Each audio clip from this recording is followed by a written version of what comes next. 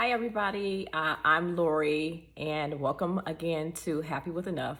I am here today to talk to you about the elephant in the room. What is the elephant in the room? So, I am living with Bell's palsy, and I know I have that in one of my profiles. And someone has already asked me, what is Bell's palsy?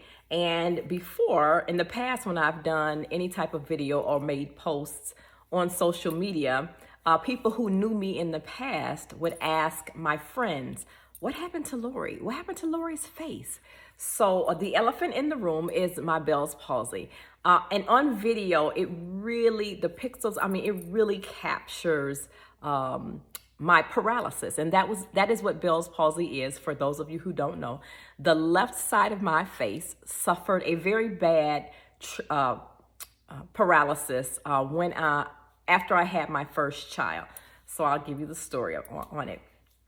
I had a very traumatic first delivery, and my son, I had what you would call a shoulder dystocia, and that's where there is something going on with your pelvis. Either it is too small or it is tilted a certain way where the child their head might be able to get through, but that shoulder is wide, as small as they are, and the shoulder can't collapse and go through the pelvis.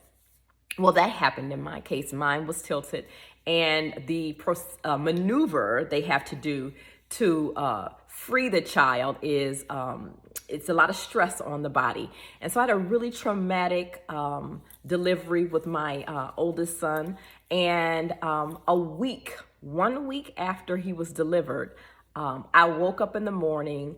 The left side of my face felt like cement almost. Well, my whole body felt like that because of the trauma and then the fluids that they had to give me. I was swollen. I was swollen all over. And as that fluid was draining, it puts a strain on your body, your muscles, and it's kind of tight and it feels heavy.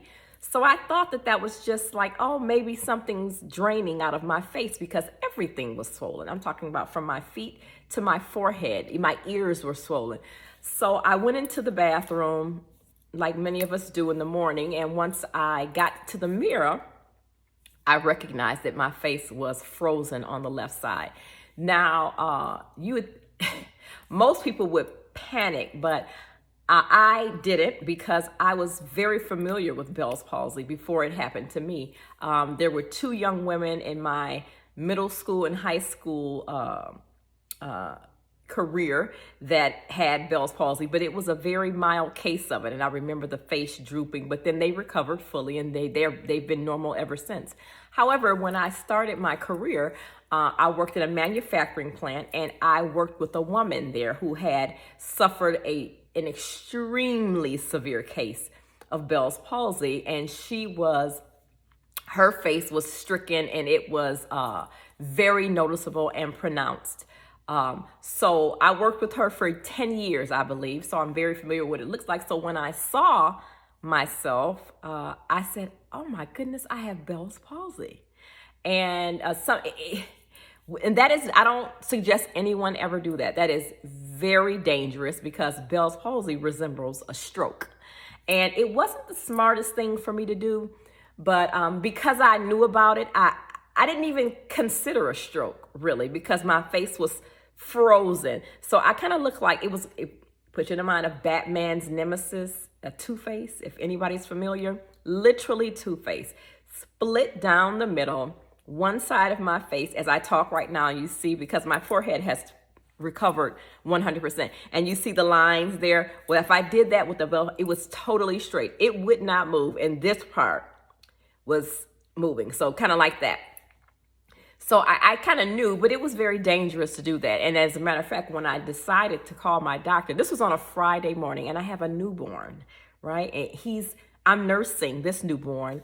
I am swollen. I have gone through what you cannot believe. And now I need to go to emergency. Well, I didn't go. I waited the weekend, and then on Monday morning, I know it is not safe. Never do that. I do not recommend that. Never do that. If you notice a droop in your face like that, or a frozen face, call the doctor right away, your physician right away. But when I called on Monday morning, my doctor's nurse, she reprimanded me, and I know that's not normal, for your caregivers, but she could not believe I had done that. And I was so tired and in so much pain, and my life was changed. I'm not sleeping at night because I have an infant at home that I have to nurse every 2 hours. I just could not fathom calling my husband from work and saying I need to go to emergency with this newborn that I am nursing. It was not the best thing to do, but luckily for me, I diagnosed it properly. That's just all I can say. But that was 12 years. No, I'm sorry. It was 12 and a half years ago, because he'll be 13 this year. But so that was then. And when I went to the neurologist, I went to my doctor, and he thought it was too. And so he sent me to a neurologist. And the neurologist told me then that I had suffered a case of it. It was a very bad case, to not be afraid to have children anymore, because, the likelihood of it happening again is very rare. But, that was my cup. Nothing I can do. So that is what this is. My face did not fully recover because, yes, I did have a very very severe case. I took the steroid because they don't really know what brings it on. They say stress brings it on. They say sometimes when you go on a flight, it's something about the altitude that it can get in there. They think it's viral. They think it's bacterial. They don't really know where it comes from. So they'll give you like a steroid pack or something like that to take. And I took it, but, and I did some physical therapy as well. And I have a TENS machine that I haven't used in a long time, but in my middle age, now that I'm over 50, like I can feel it. It tightens up. It feels tighter than it normally did. And I'm having a little trouble with it, because let me just tell you what Bell's palsy is. So there are nerves. They are like mother nerves that sit right here up under your ear where your neck is. And there's branches and they control your face. These branches of nerves, like something coming off a tree, and they control your face. And something compromises that nerve, this nerve, and therefore your face suffers a paralysis. And it's temporary most of the time. Most people recover. But in my case, or in cases such as mine, there won't be full recovery. So as I said, the top part of my head, as you see, the lines don't look like they're off. They're saying full recovery. However, the middle branch and the lower branch did not. So as you can see, that my laugh line goes up higher here than this one does. It's much more pronounced. You see that because my nerves they're dead nerves in there. So it's pulling back still. It's not relaxed. My mouth here, when I smile, see, it's very pronounced there. This side, you see all my back teeth. On this side, you can hardly see it. And when I smile, because of the tension, as you see, this eye closes a bit. Because up under here, there are nerves here that are not alive. They're dead. It's paralysis. It's like someone who's paralyzed. And I don't ever want to take away from someone who has a paralysis where their mobility has been compromised. It is not the same. This is strictly vanity. This is strictly, how you look. And, yes, women are, self-conscious about, not looking well. Some men are too, but especially women. But it is so not the same. So I don't want to overstep with that community. I am a part of it, though, because it is a paralysis, but it is nothing. What they go through is so much compared to what I'm going through.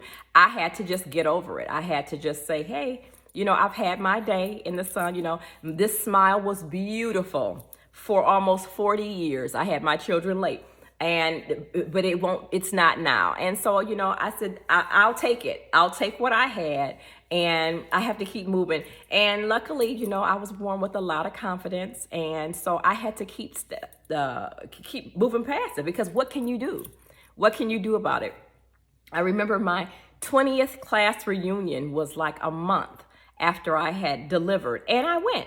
and my face was extremely frozen. It took a long while for it to even get here. It took a good year before I saw myself the way I would be from now on and from then on. But it was extremely severe still and very noticeable. And so it was just frozen up. And I was at that 20-year reunion, okay, enjoying myself and explaining things. And that's just how it is. And so that I've just lived life. I haven't stopped with anything. It hasn't gotten me down. I do see now that I'm getting older. As a matter of fact, sometimes since I got it, it would feel almost like I didn't have it. And like when my girlfriends see me, they're like, oh, you know, I forgot you had that. Because what you see in the camera, your eyes, the naked eye does not see that clearly. So when you see me in real life, you wouldn't see it this pronounced. But once I'm on camera and I'm before many on this camera, you know, this is how it looks. It looks like there's a strain. It looks like there's something different. And there is. So in the last few years, I've been doing just fine. But in the last few years, I can tell that, you know, I'm going to be using that TENS machine a little more to see if I can loosen it up because it's getting a little tighter. And because your nerves are dead on whatever side you had it, mine is the left side, the inside of your mouth is different. You know, your saliva glands, they don't work properly. So that side of your mouth is dehydrated, it's dry. My lip here, I get lots of dead skin here that I have to peel and keep hydrated because it's not replenishing. My lips, the skin on my lips doesn't regenerate like the right side it does. And now with age, you know, your skin isn't turning over like it used to anyway. So I'm really drying up on this lip. And it's not the top lip, believe it or not. It's the bottom one. I'm prone to choking a lot for two reasons. Because there's not a lot of saliva there to aid as a conduit, you know, for food going down. But also because, you know, there are things that your body does and you don't even realize it's doing it. So if the food gets in a certain place that it shouldn't be, your muscles contract, you know, to stop it from going there. So, but on this side, mine don't react as fast and they are weaker. So I am having a problem with choking or strangling, what do you call it? When things are going down the trachea, they say, oh, it went down the wrong pipe or it went down my windpipe. Well, that happens to me periodically, like even with water. I don't realize when I'm holding it, I don't realize that this is not holding it. And some slips down into my trachea. So I am noticing some changes as I age. But I am just doing my best, trying to keep a lot of water. I'm going to go and look for, I know they have like an oral rinse that's a hydrator, a lubricator for inside my mouth. But, you know, that's what I have to contend with from now on. Things could get worse, but I don't know. My left eye, it drains a little more sometimes. And so if the wind, you don't realize, I don't realize it, but I go outside and how my eye isn't closing all the way. If there's wind, it's still just a little bit open. So particles can get in. And then wind gets in and it makes my eye water a little more than normal. So if you're not familiar with it, that's just some backstory. That's what I have to live with. That is exactly what this is. It is Bell's palsy. I have a palsy or paralysis on the left side of my face, but it shouldn't stop. I'm still happy with it. I'm happy even with Bell's palsy. Okay, till next time.